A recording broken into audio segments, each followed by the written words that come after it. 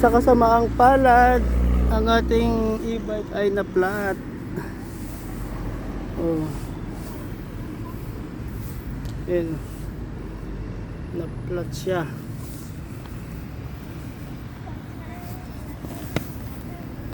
Yan.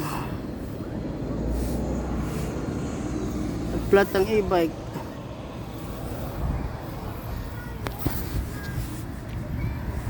So, saan tayo magpapagawa nito? Ang hirap magpagawa.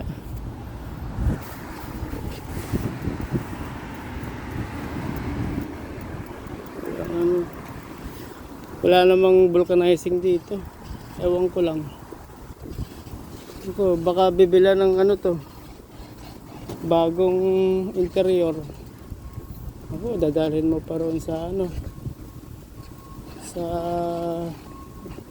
shop. Hindi ko pa alam kung saan. Baka malayo. Ako.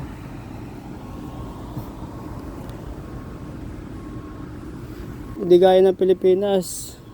Sa tabi-tabi meron lang mga vulcanizing. Dito, bibili ka na lang talaga ng interior siguro.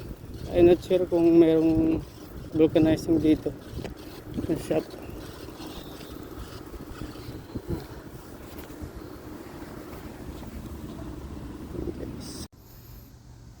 Pag minamalas ka nga naman, dinapuan ng malas. Naku po. Oh. Na-flat ang e-bike. Service ko pa naman to pag pasok. Tapos pag bibili sa grocery.